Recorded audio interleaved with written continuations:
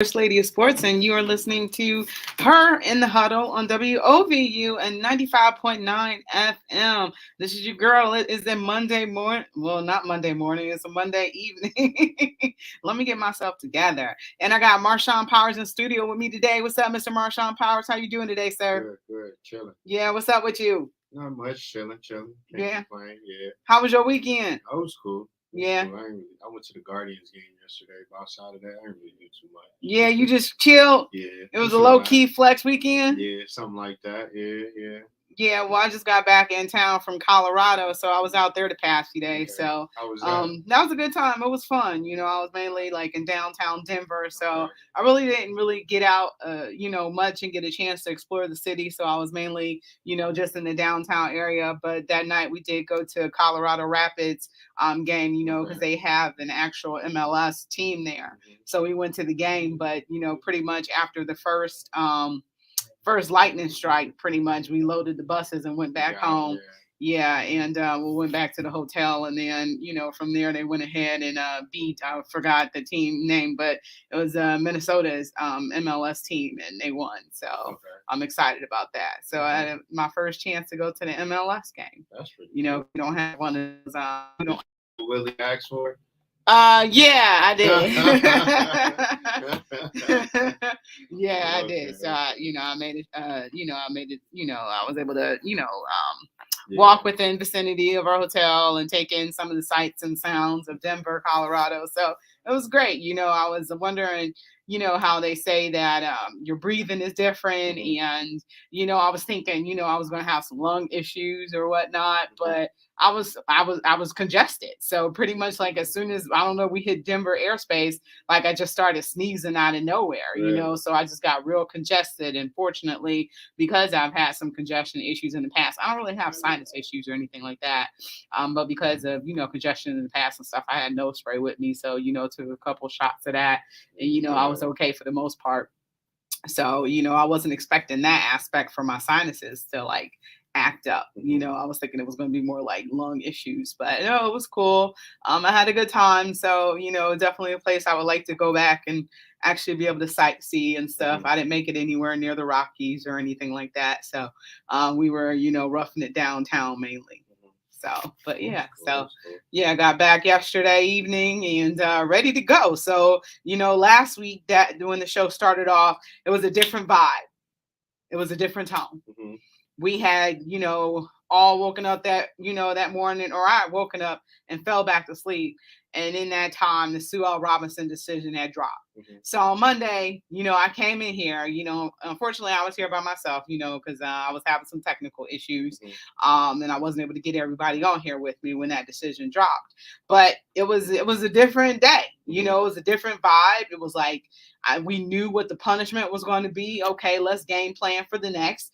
At that moment, there wasn't a doubt in my mind that there was doubt that the NFL was going to appeal that decision, because I thought that it was going to be a terrible look. I thought it was going to be something that the NFL wouldn't do. I didn't think that they would go, renege on, a collective bargained process that they chose to implement. I wasn't seeing that. I'm like, okay, we got our 6 games and this is what we have. This is where we're going to go from here. Can Jacoby, help win these 6 games? We didn't go through them in depth, but we went through them, what we thought that he was going to be able to do. And not even 2 days later, here we are again in limbo, because the NFL decided to appeal the punishment that someone for the NFL decided to come up with. So they decided to appeal Sue L. Robinson's decision. And I'm very disappointed by that. Like I said, going back on a decision that was collectively bargained, that you guys implemented in whatever you want to call it, your creative bargaining agreement and things like that, that this is the process that you're going to go by. This is, what it was supposed to be, set in stone and things like that, that this is what we're going to do when X, Y, and Z happens, that we're going to do, this is how we're going to go about it. And I just didn't foresee that coming. A lot of people was like, well, that was, mighty arrogant to not think that the NFL was going to appeal. But I thought that everybody would be happy, He's serving the suspension. That Sue Robinson didn't fine him, which I think said a lot.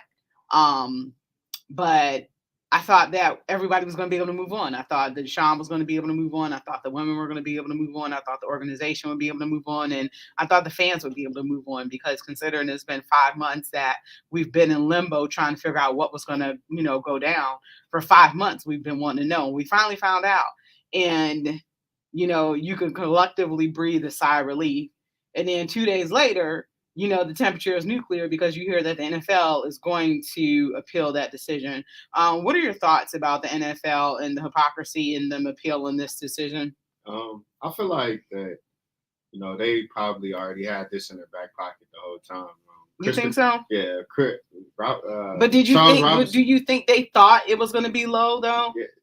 Yes, because the judge already had came out and told them that because this was a nonviolent offense, and because the precedent before gave it 6 games, that the max she could give it was 6 games. So when she told them that, and I want to believe that it was June, they already had their next plan in motion, which was to appeal it.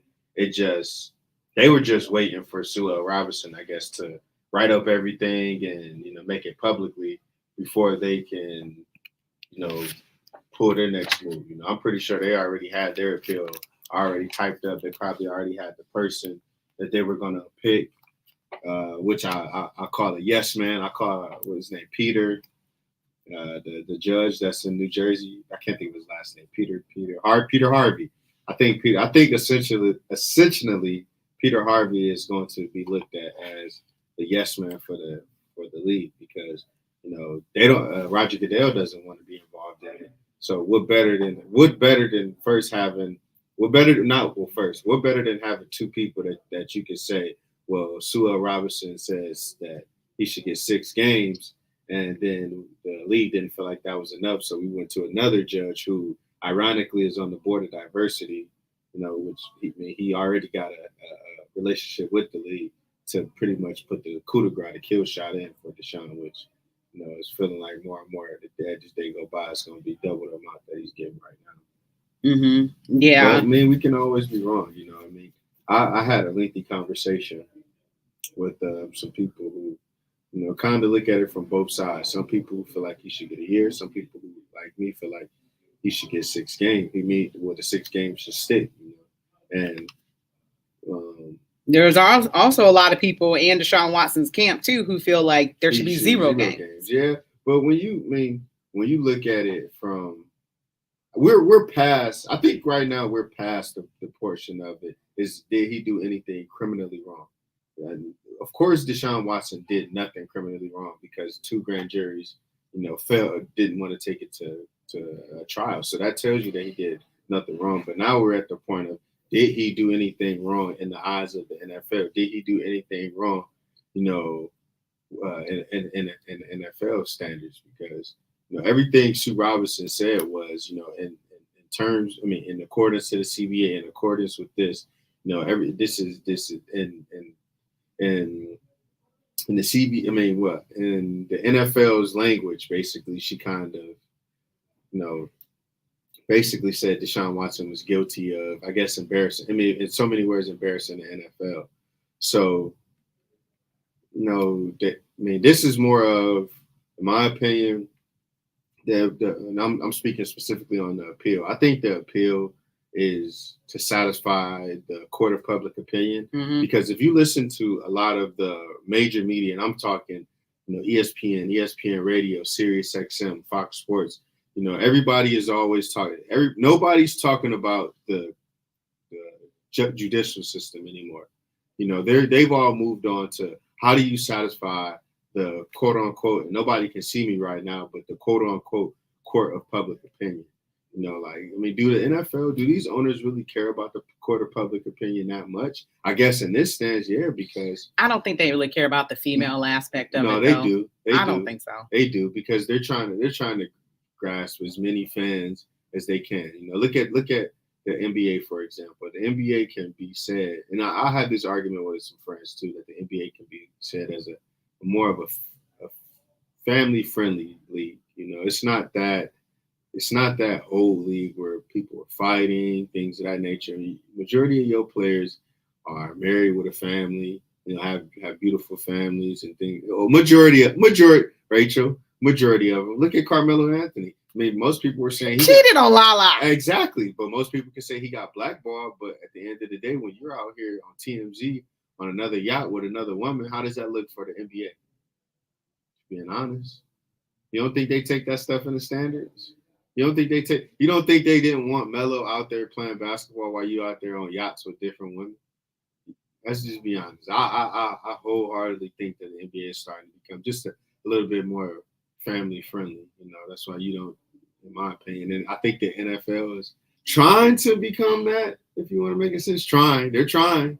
It's hard. When you got a lot of people in the news for different type of assaults, domestic assaults, sexual assaults, domestic violence, things of that nature. It's kind of hard, but I always saying that I definitely think that the NFL is trying to distance themselves from being the executioner and trying to find people that is not too far away, like not arm's length, close enough to them. That way they can still have a say so in Deshaun Watson's case. George says that Chris Paul is the poster child for the NBA in that family aspect. Exactly. Exactly. Chris Paul, LeBron James, Dwayne Wade, in a sense, Steph Curry. Yeah, they're all like 40 though. Like, how long can you be the Playboy forever? All right, so let's look at the new age. Ain't really too many of these new age players. Exactly. You talking about middle age, basketball players and stuff. Yeah, exactly. You talking about the ones that's closer to our age than just coming out of college and stuff like that. Ones younger than us is having kids with women and just kind of continuing on with life. Tristan Thompson just had his, I think, 4th child today. I think the surrogate gave birth to him and Khloe Kardashian's if baby. In case anybody cared, if they came to you and asked you to be a surrogate, would you give up the baby? If it was their egg and their sperm. If it was their egg and their sperm, yeah, I'd give up the baby because it's not mine. Whatever the going rate is, $100,000. Yeah, to be a surrogate. Small body. What? If I was a woman, $2 million. They can find one for cheaper. Go ahead. Whatever the going rate is for surrogacy. $2 million top. Hey, Matt. Hey, Freddie. Matt says he is a Colorado native. The elevation hits different. That is true. At the park that we went to for the soccer park, I had, I guess they're like double beers now, I guess, or whatever. I was like the tall boys. So I guess those are almost like 2 cans of beer or whatever. And I had one because I'm not a beer drinker or whatever. But I was asking for a fruit beer because we were like in a beer garden, an actual fruit beer. So they gave me a sour beer. And it was actually pretty good. And I was actually surprised. So I'm like a can in and I'm, kind of buzzing a little bit already. So I guess at altitude, when you drink up there, because the air is so thin, I think it, hits you a little different. So yeah, all different styles, all different, things to think about. But Matt, I had a good time in Colorado. So hopefully I'm able to get back to your stomping grounds and, be able to fully enjoy my next trip there or what have you. But yeah, I just wasn't expecting an appeal to come. I thought, he got his punishment like most other people. And one of the things you had mentioned is that Sue L. Robinson, precedents had been set. And, she pretty much went on based on what have been some of the other suspensions that have taken place. And the average has been 6 games, for most infractions. And so she went along with those lines. And we are 17 minutes into the show, which was pretty quick. So we're going to go ahead and take a quick break. But when we come back, we're going to talk more about Sue L. Robinson and we're going to talk more about the Browns because the Browns are in training camp and they have a game this Friday. So games are coming up already. So the start of the season is here and it's really about to get going. So we're going to take a quick PSA and you're listening to Her in the Huddle on WOVU 95.9 FM. We'll be right back.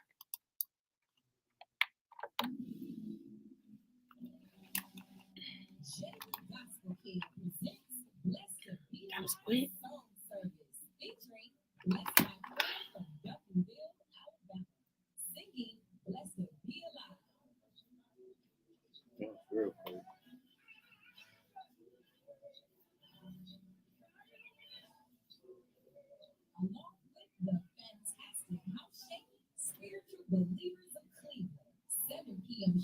I was gonna wear my I still hate John Elway shirt. Mm. People were like, why don't she like Elway? Thinking I'm crazy.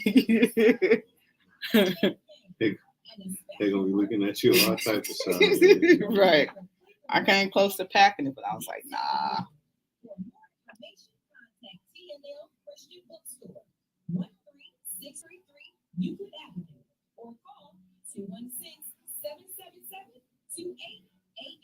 That's 216-777-2888. Blessed to Be Alive song service is being brought to you by James Funeral Home. Make them know the foundation. This Jay singing. Really? Mm-hmm. Really? Mm-hmm. My mom knows him. Yeah, that's what you were saying. Yeah.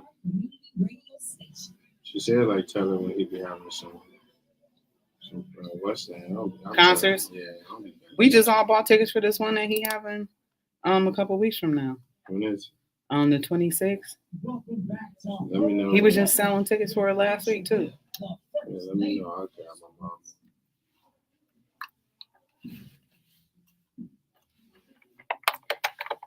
All right, welcome back to Her and Huddle, WOVU and 95.9 FM. This is your girl, Rachel Hill, the First Lady of Sports, and I am here with Mr. Marshawn Powers. Always remember that you can keep it locked here on the regular radio dial, 95.9 FM. You can also download that WOVU app so you can take us with you on the go and listen to us at any time.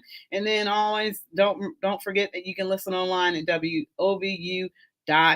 So those are the ways that you can keep up with your radio family and listen to us at any time. So Marshawn, I was about to call you Deshaun. Marshawn, how fatigued are you with this issue still? Very, very fatigued. I'm over it.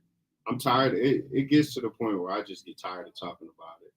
You know, you think about it every day because you think about, like, you can't help but thinking about the team and the offensive direction without knowing the certainty of games. Like last week when they told us on Monday that he was getting 6 games, I was like, all right, cool, six games, let's get it done, let's get it over with.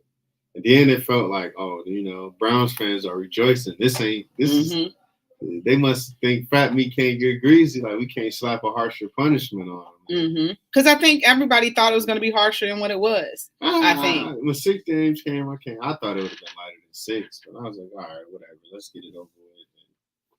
You know, you coming with more, it's kind of like, all right, now, what do you want? Like that point, wasn't good enough. At this point, it's like, all right, what do you want? So what you're saying is that the punishment didn't fit the crime. This punishment wasn't good enough. Why wasn't the punishment good enough? You know, to me, it's very satisfactory. I'm from the camp.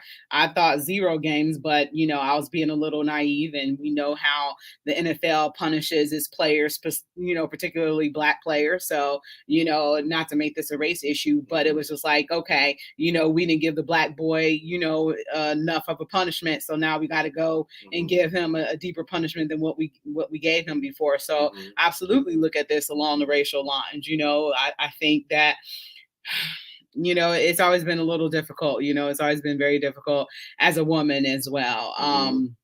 But, I mean, you know, it's a tough situation because you have to look at it from so many different angles. You know, you have to look at it from 4 or 5 different angles, and it just makes it frustrating.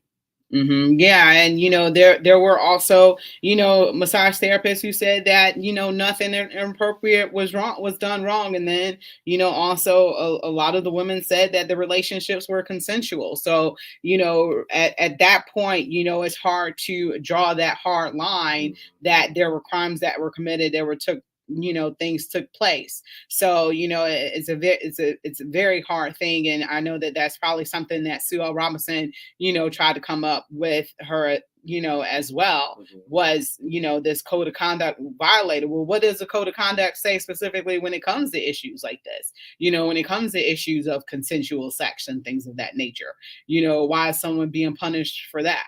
So, that's part of, you know, how difficult, you know, the subject can be and things of that nature. For sure. So, now, nobody is able to move on. Now the Browns are still in limbo. Now they're waiting for another punishment again, where we thought we was good and set. And this definitely does play into what could possibly be, playoff implications, because with the 6 games, we're like, okay, if Jacoby Brissett can go, 3-3, that's doable.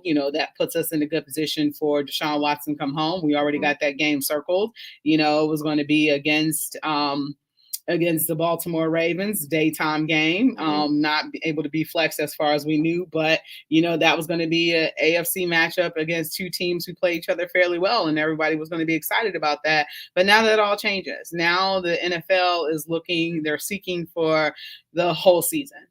Yeah, I mean, I've talked to some people who kind of know the legal ways of how this works, and they say that you have some people out there that believe that that the NFL will try to get a full year, but it's going to be very, very slim to none pickings. Like that, I think the number that everybody's throwing out now is more so 12 games. Like there's still a chance that he probably will play this year, but it's not going to be for 6 games. Right, and it's a lost season, and you got all these guys in their prime not right now. Not necessarily a lost season, because look at it from this way, Rachel. The Browns invested in this guy a fully guaranteed contract. They ripped up his old contract and gave him $230 million. You don't give that to somebody. You don't give that to a player who you just banking on 1 year. They plan on Deshaun being here for 5 to so many years, like possibly retiring here. So I think this was a move for at least some say 10. I'm gonna go a little less. I'm gonna say 8 for now. 8 solid years, and then we'll go from there. But I honestly believe that Deshaun Watson will be here, longer than the term of his contract, because in 3 years they can.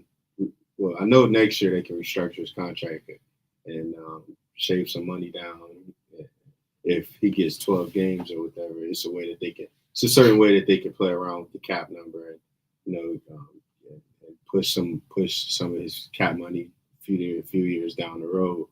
But if they do that, then that definitely tells you that Deshaun Watson is a little bit more committed to the Browns. So yeah, because stay tuned.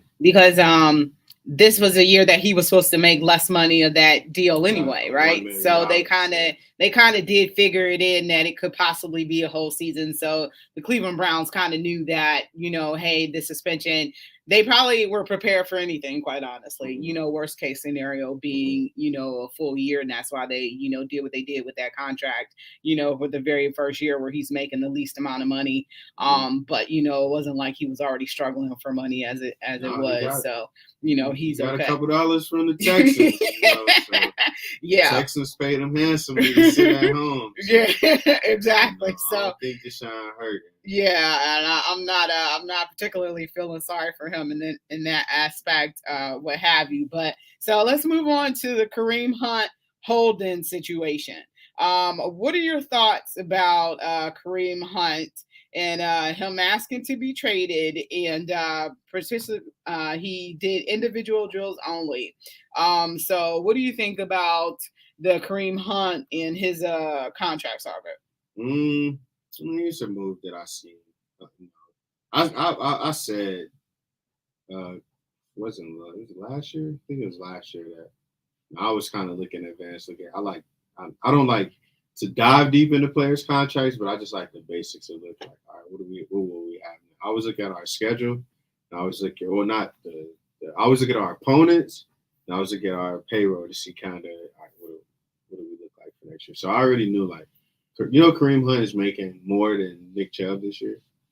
Oh, really? He's making $6 million. I think Nick is only making 2 or 3, maybe 4. So he's making more. So I still think Nick Chubb was kind of robbed on his deal to begin with. Well, no, then he had to pay. Nick Chubb could have probably got more, but Kareem Hunt wouldn't have been here. So I feel like, when Nick Chubb got his contract, and I seen the number that he got, I was, I don't know how they're gonna keep Nick here, and it's weird, I think it all depends on what they'll do with him, halfway through the season. Do I feel like they'll trade him now? No. Do I feel like they're gonna pay him now? No, because his value, his value is as a backup running back, it's almost $8 million. So you think the Browns are gonna pay Nick Chubb 15, Kareem Hunt $8 million? Absolutely not. I think a backup running back $8 million. Leonard Fournette's only making $7 million as a starting running back. So you think they're gonna pay him $8 million to be a backup? Absolutely not. They'll pay him like.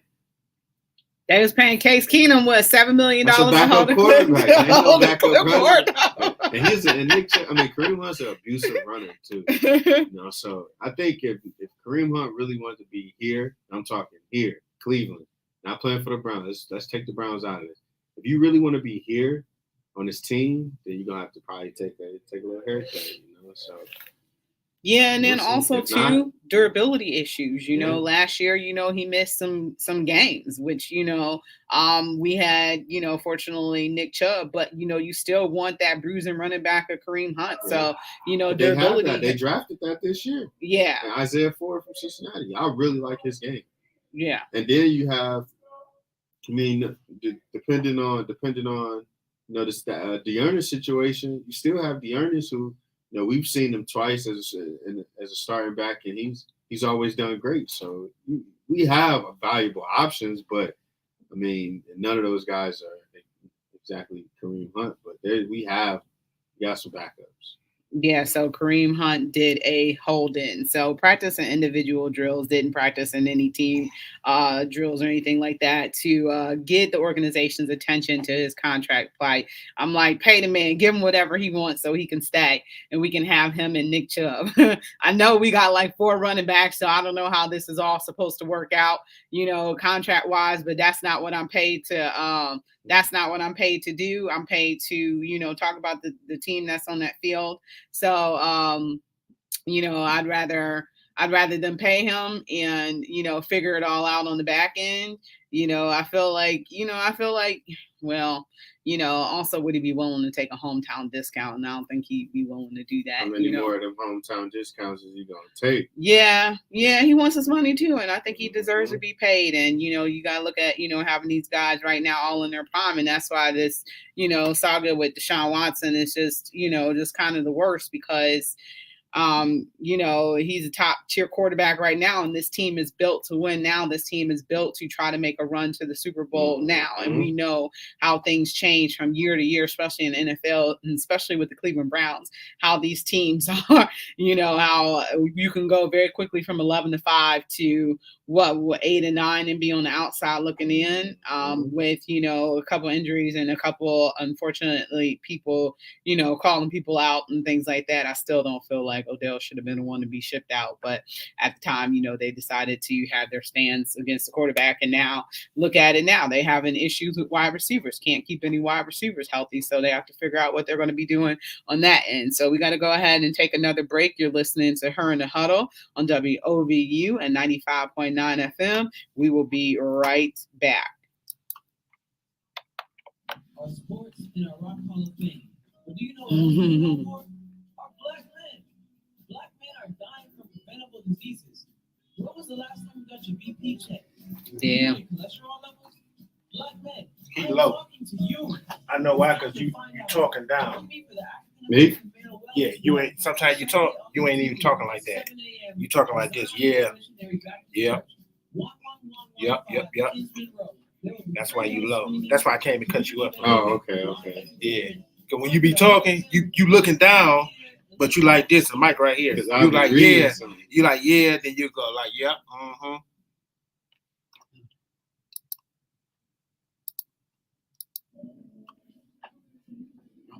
Hit the thing.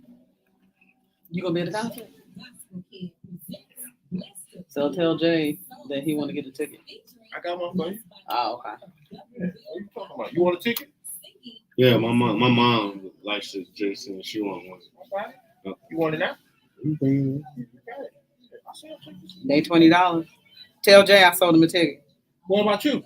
I already bought my ticket. Who you buy from? Jay. Remember last Monday when they had all of us here? Huh? It was before you got the ticket. No, I think that we start off together. My tickets are number 3 and 4. So he got me in the beginning. I 3 and 4, no. Yeah, I got 3 and 4. You got 1 and 2. No, I got 3 and 4. 2 and 3. Because I asked Jay, I was like, was I the first person? You want to see the tickets? Yeah, I got 4. No, you do not. I got 3 and 4. I'm gonna go free now. You got me. Look, I tell you right now.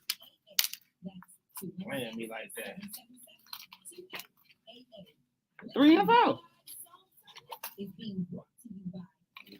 Somebody got 2 and 1 and 2 though. I don't know who. I was like, was I the first one?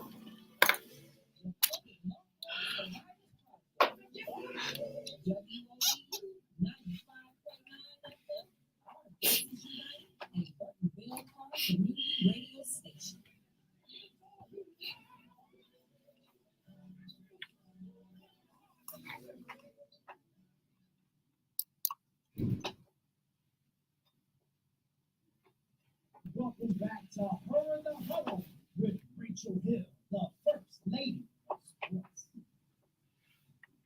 All right, welcome back to Her in the Huddle, WOVU and 95.9 FM. This is your girl, Rachel Hill, the First Lady of Sports, and I am here with Marshawn Powers in studio with me today. Casey King says that the Browns are a mess, and it will continue to be an up and down year as the way that he sees it. And absolutely, I thought that we stopped being a mess last week when Suzanne Robinson said that, Deshaun Watson was going to serve 6 games. I thought, okay, we can move on now. Now we know what the game plan is. Let's go forward from here. Like I said, I breathed a collective sigh of relief. I was so mad about the 6 games. But I'm like, okay, here we go. And now that the NFL is going to appeal this decision, and it appears that they are going to get what they want, which was always a full game, a full season. It appears that that's what's coming down the pipeline. And I think that they had caught that on camera with Deshaun Watson, being told that, and you can see visibly he was upset. And, like I said, there's no winners when it comes to this whole situation. And, you just want everybody to be able to move on. And that's just something that's not going to be possible for this team, for this quarterback, for the women. It's just not going to be possible. But at what point does Deshaun Watson continue to suffer as well? I think the Deshaun Watson stuff will eventually be all over. I feel like now, after you've done so much of a public smear, it's like, what more else do you want? You got the suspension. Now you got the smear. What else? It's at this point, it seems to me like it's for some type of satisfaction, some type of satisfaction from the owner. It's a vendetta. Yeah. And that's why I brought the racial element into it, is that, we didn't punish this Black person enough. We punished him some, but we haven't punished him enough. So, let's just go for the full season. And I kind of don't understand the logic behind it at this point, other than this is what y'all want to do, so y'all going to do it, no matter how bad it looks or what have you. Yeah. So it is what it is. But what would you say the value to this, Kareem Hunt's value to this team is? Because we left off on break about Kareem Hunt, so just wanted to circle back on that one before we move on. Value as in how important is he to this team? I think you can look at it as one from a leadership standpoint, and then from a player standpoint. Leadership standpoint, I feel like there's some value as far as, there's some value. I can't say like, is he one of the true leaders on the team? That's a tough question to ask. But I feel like, as somebody who's been a running back one before, somebody who's, been on a different team, somebody who's faced adversity in his early career, I feel like there's some value there as far as, telling his story and telling rookies what not to do. But that's as far as I think it gets with with Kareem Hunt, in my opinion. On the field, he's a compliment to Nick Chubb. He is the reason why you don't have to run Nick Chubb into the ground every week. He's the reason why, Nick Chubb is your thumper. You're not your thumper, you're finesse, and he's your thumper. It's like rain and lightning. So that's where I think he fits in as far as the team. Mm-hmm. Yeah. Also too, one of the things is he is a pass catching back out of the backfield as well. So when you look at what's kind of going on with our wide receiver situation, he's an important person as far as that aspect goes because he's a heck of a receiver. So I always like, plays that's involved with him, catching the ball or receiving the ball. He's been out there for some pass plays that are not, just screens or whatever. So you're able to use him for um, more variety in your offense situation. And now what you really don't have going on, because I'm sorry if Jacoby Brissett, I know you sung Jacoby Brissett's praises and stuff like that, but I'm not feeling a 12-game suspension, what our chances are with him as a quarterback. I'm sorry. So Kareem Hunt will find himself even more invaluable to this team. You ain't feeling Jacoby? No, I'm not feeling Jacoby at all. I'd almost say take a fly on Jimmy G instead at this point. Yeah, I'm not feeling it with Jacoby, but I was talking about. I had to remind myself what I was talking about. Kareem Hunt, and it's just a series of, one of the strongest people on this team, one of the strongest players where you get consistent play from that position. I'm thinking that, he has a lot of value to this team, also being a native Clevelander, that aspect too, being a voice in that locker room, be a veteran as well. So I think he means a lot to this team, and I think, they pay him within, pay him what he wants to make. I think, Yeah, you can't pay him what he wants to make because you got other guys that you're gonna have to sign sooner than later. You're gonna have. I know, but can't you sign him to something a little bit healthy? Like what? That means taking a pay cut. Somebody's gonna have to take a risk. Either the Browns are gonna have to take a risk and give him the money he wants, or he's gonna have to take a risk and take less money. Simple as that. Somebody's gonna have to. Give in. Not. Well, he can always go to a new team. That's fine. Nobody's stopping him from doing that. 100% fine. I won't be mad at him. We thank you for it. Like, we thank you for what you did here. At some point, the business gets in the way. The business gets in the way of what you really want to do. So, who do you think would be the suitable back to replace him as the number 2? We'll find out this year. I can't give you that answer right now. Why not? I mean, of course, some people would think Dearness Johnson. Yeah.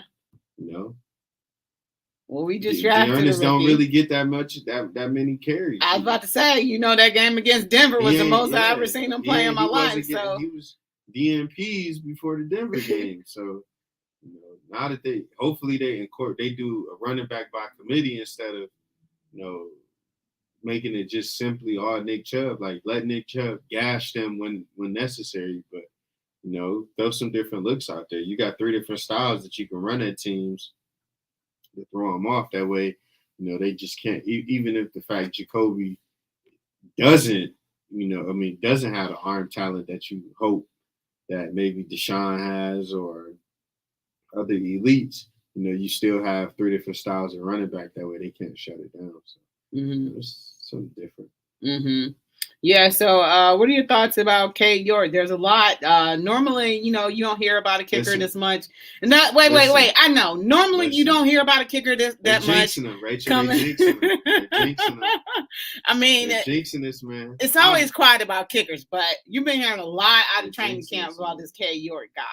And about all these 50-yard kicks that he's making. Justin Tuck just re-upped for a couple more years on his contract. I think Justin Tucker is 38? So he ain't no young player. But you know what? The job he does for the Baltimore Ravens are phenomenal. But I think he re-signed today. I forgot the exact amount. But, everybody's talking about that this is the next Phil Dawson. I kind of didn't think Phil Dawson was the best field goal kicker because it seemed like whenever I saw him make kicks, he always missed them. So wasn't a fan of Phil Dawson. But, hopefully he can be better than Phil Dawson. Best kicker in Browns history is Phil Dawson. Yeah, I know, because he was here during the terrible years. Yeah. So. Is he the points leader too? Yeah. Ain't nobody going. Well, you're gonna have to be here for a while to catch Phil Dawson's record, but no, I think they're jinxing him. They're pushing him on us too much. You already drafted him in the 4th round. You drafted them in the 4th round when there's a couple players I feel like they could have possibly took a chance on. You drafted them in the 4th round where some people feel like that was like a reach. You could have possibly got them later. And then you post them all the time, like, okay, you're kick this, okay, you're kick that. It's almost like you're trying to convince yourselves that he's going to be your hope and savior at kicker. So it's like, just relax. That's kind of how I'm looking at it. The more you post them, the more you jinxing them. I don't know about that because his job is to go out there and just hit kicks. So, I don't know, we can create some jinx right now going on, we won't know until he get out to the game. But I think his role is going to be pivotal now, especially if there is no Deshaun Watson until game 12. I think, him being a kicker, his role is going to be pivotal, especially with any struggles that, our offense has to be able to move the ball down the field, be able to get into, the red zone and stuff like that. I think his role is going to be vital. So I really do hope that this kid, is the real deal because his role is going to change depending on what happens with Deshaun Watson. So I hope he's as good and as he build is advertised because he's going to be important. He could be one of the X factors for this season. No, that is true. He possibly could, but he just gotta first and foremost, he gotta be himself. He can't come in here and try to do too much. Just be yourself, stick to your strengths, and the kicker is important. A kicker can change the momentum of a game, whether you lose. Whether you miss a kick or make a kick. So, we can't have K York coming in here and coming in timid and coming in here, a little nervous. No, you got a job to do. Come here with some swagger, but be yourself. Go from there. Yeah, a couple years ago we drafted. Was it Zane Gonzalez that we drafted with the 5th round pick? It was horrible. So, we could be very doubtful about this pick, but I think that this is the real deal. And like I said, his role has changed. Well, depending on what this new suspension is going to be, if there's going to be a new suspension, his role with this team is definitely changing. He's now more important than ever, especially, depending on if you have a quarterback that is going to be able to struggle to move the ball, down the field. Your field goal game and special teams is going to be way more important. Your kick return, your punt return, and field position is going to be way more important than it would normally outside of that. So we're going to go ahead and take another break. You're listening to Her in the Huddle on WOVU 95.9 FM. We'll be right back. Our sports and our rock hall of fame. But do you know what else we are known for? Our black men. It's passing like that, man. Preventable diseases. When was the last time you got your BP checked? Miss Rachel Hill. Yes, sir. Black men, I am talking to you. How do you know he's getting 12 games? I don't know. All right, so you can't say that. I don't know. We don't know anything. We don't know he's going to sue him if he does that. He's getting that. I So hope we don't so. know that. How you know? Do you talk to somebody from the league? I'm all it knows is a yes or no. No. All right. I think the NFL is going to get what they want. What's his name? What's the guy name for Pro Football Talk? I don't care about Hold it. on, Mike Florio? Florio has a law background. Everything he said has been spot on. Right. He was the first one to say he's not going to That's be fine, here. but I didn't say it, but I'm just saying he's the one that's been putting out the whole 12 games. That's what they're going to try to get. We don't know what's going to happen. He still got to sue the NFL. No, they got a yes man out there. They're going to get what they want. Is he not going to sue the NFL? If 12 games? No. He is going to sue the Not NFL. for 12 games. Yes, he is. Because they changed it to W. Yes, he is. Bless you. They already said it. Your NFLPA just said it. I don't listen to the news at all. Well, that's your. I can tell you what he's saying. They just said, They yo, said yes, they if did. they're attacking, the NFL attached. His lawyers already said They're that gonna sue they're him. going to sue the NFL. This is the far from Oh, over. they This been is gonna be said over. that. When they kept saying, "Oh, they gonna do," he said, "Well, if he do it, You can't say 12 games. he already don't- gave his lawyer said that he's gonna sue the NFL. How you can't change that? The NFL put this judge in that seat. They're going to sue the NFL. They So already said how can you override NFLPA what said you put a person there to do? How can you override it? They got the authority. You can't. How can you override it? How can you override it? NFLPA gave them that. NFL gave them that authority. They took it out their hands because they didn't want to. Give me some Doritos. No. You know what I'm saying? So the All I'm saying is, NFL we don't know what heard this that. is. I know. You know what I'm saying? I gotta say impending suspicion. You know what it is? I'm gonna tell you what it is. And then you gotta say NFLPA. 5 seconds to tell what it is. It's that money. NFLPA is suing. It ain't the game. It's the money. They structured it up so they can restructure the contract every year and save as much money as they want. If he got the 6 games and a fine, they won't nobody say nothing. Mm-hmm. All right, welcome back to Her and Huddle, WOVU at 95.9 FM. This is your girl, Rachel Hill, the First Lady of Sports, and I am here with Mr. Marshawn Powers, and we are just talking sports. It's already been 45 minutes into our show, and time has flown by so fast. We've spent the majority of it talking about Cleveland Browns football because, there's just so much going on with the Browns right now, and right now we're just waiting on what they're going to do with Deshaun Watson once again when we thought that this was already resolved. But, there's another team that there's two other teams that reside here. One is on break right now, but there is one that is pretty hot in action, and they just literally, Marshawn was able to make it to the game yesterday over the win over the Houston Astros, which is huge for this franchise because the Houston Astros are a really good team. They can easily find themselves, back in the World Series. They've always been a tough out for the Guardians as well. Justin Verlander, he didn't pitch yesterday, but, he is older, almost hitting 40, and he is all worldly right now for that organization. You got Dusty Baker, who has been able to take, what is known as a cheating organization back to a winning organization as well. So you have Houston Astros who are just doing everything the right way. And then they come into Cleveland and the Guardians are able to steal 2 games. Unfortunately, I wasn't able to be down there because I was out of town, but, I always pay attention and try to keep up with what's going on. So that's what I did. So yesterday, Cal Quantrill had a great outing for the Guardians as well, and he is still undefeated at home. What do you think about that, Marshawn? What do you think it takes for a pitcher in Major League Baseball to be undefeated at home? What do you think, that type of mental fortitude it takes? You always want to get a win, but to go out there and get one every home game. What do you think something like that takes it as shows a professional? how comfortable you are when you're at home. It's maybe a routine or something that Quantrill does, to do that. I think one thing I learned is that how a lot of athletes have like certain small routines that they go through.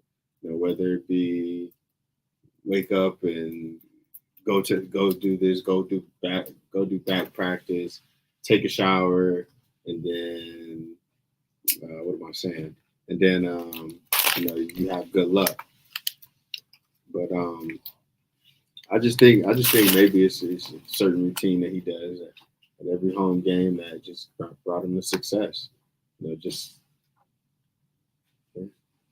Yeah, so right now he's 11-0 in 36 career starts at the ballpark, including 26 starts for Cleveland. So that's part of the scouting report on that the Houston Astros have for him. So yeah, also too, that also says, how the team is playing at home as well, is because they're providing him with run support where they typically don't provide Zach Plesac with any. And Zach Plesac is, I believe he's 2-10 right now. So that just goes to show the run differential when 2 pitchers are out there playing. So, hats off to the team to be able to, withstand. And there have been some times where they've been down, but they've been able to come back and win games. So, hats off to him, pitching well, particularly at home, and being able to pitch well against the Houston Astros, where normally, those Houston Astros would be able to feast on younger pitchers and things like that.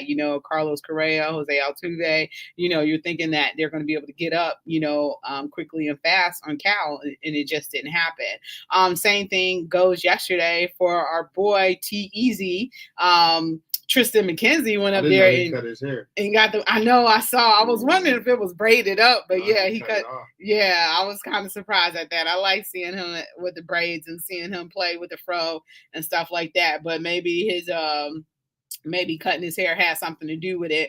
But, in starts against the Yankees and the Astros this season, Tristan McKenzie is 3-0 with a 0.41 ERA, one earned run over 22 innings pitched between those two games. So for whatever reason, so there was some talk that was going on a little bit about whether or not Tristan McKenzie is slowly but surely becoming the ace of this team, with Shane Bieber being a little up and down this year and could possibly, Shane Bieber be traded. Well, we know that's going to happen because, I don't think that's going to happen. Yeah, Shane Bieber going to be traded because we ain't going to pay him. No, I don't think that's my old roommate told me yesterday. I didn't know that the new owner's money hasn't kicked in yet. I think it'll kick in the next season or the year after. So we still broke.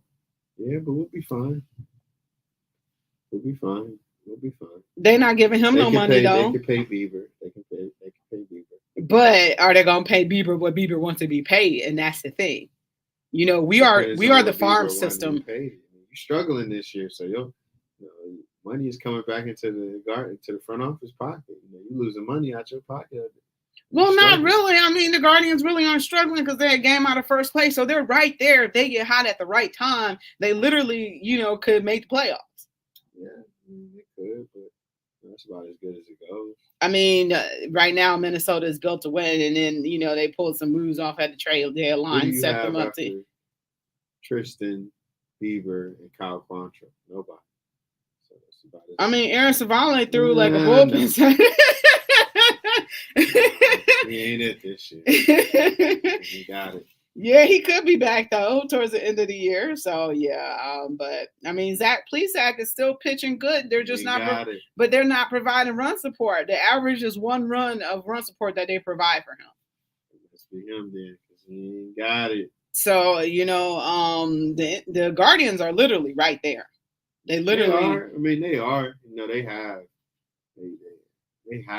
the talent, to keep them afloat, keep them to at least the playoffs. But I need to see. They could use another bat. Yeah. And the pitcher. I need to see what they do after we play Tampa Bay. Did you hear about what happened with Mustard? Yeah, he got sent to Lake Erie. Good. Yeah, why? Yeah. I know somebody who's obsessed with Mustard, but it's not. But it's not. It's not that he's bad. He has a feud with Andre Knott. So because of that feud with Andre Knott, he hasn't won any races this year. You need to go get some. What's that? Get some Biaggios in your Biaggios in Eastlake. So, but I thought that because it was National Mustard Day, that Mustard was going to win his race. Stink. And he did not win. I ate so good yesterday at Progressive Field. Did you have special seats? Yeah. Oh, really? Yeah, okay. Club seats. Okay. Yeah, with the all you can eat. My overmate gonna say we ate one. Because he always likes to wait till like the 4th inning to go eat. I'll be starving. Like by the 4th inning, like we closer to the 7th. I'm trying to go before the end. Yeah, because he want to wait for the lines to die down a little bit. Yeah. Nah. So we went in the 3rd. No, we went in the 4th. I went in and it started raining. Oh, it did? Yeah, it rained. Yep, it rained. So was it rain delay? No. Okay. No rain delay. Then in the 5th, when it was raining, I went back up, got me something else to eat, and then in about the 6th, right before they was closing, I got me something a little bit to eat. I got a popsicle. So I ate good. I was stuffed. What they have? Just regular ballpark, or did they have anything that was different? Oh, they lasagna? Yeah. Oh, that's what I'm talking about right there. Yeah, At the ballpark? Yeah. In the club seats? Yeah. That's when you got that type of lifestyle. That's what you're eating at the ballpark instead of just, buying some Cracker Jack. Sugardale hot dogs. Which I heard are terrible. I'm going back again. 21st. I heard Dollar Dog Night is terrible. That them hot dogs are gross. Them hot dogs probably been sitting there for some time. Sugardale hot dogs. I'm a baby chunk. Play us with them Sugardale hot dogs. Yeah, so Mustard is moving down, man. I'm sad to hear about that, but he'll probably be back up, or whatever. It wouldn't be the same without him. But yeah, the Cleveland Guardians are right there, So, well, one of the things is that Tristan has grown up in front of our very own eyes, and so has Cal too, as far as in pitching. And if they do, make the playoffs, which I'm thinking will happen, it's going to be a lot that's going to be, resting on them, especially depending on if we're seeing a team out of the American League East, especially the Yankees or the Red Sox aren't going to make it this year. To my knowledge, they're in last place in the AL East, but coming against a team like the Red Sox or whatever, but not the Red Sox, but the Yankees. But who always does bad against the Yankees too? The Twins. So they struggle against the Yankees as well. So it all depends on which division we face. Coming out of the regular season, but I fully expect the Guardians to be there. And then they have some, and this is where you'll see how good of a manager Tito really is as he tries to navigate the playoffs with the roster that he has.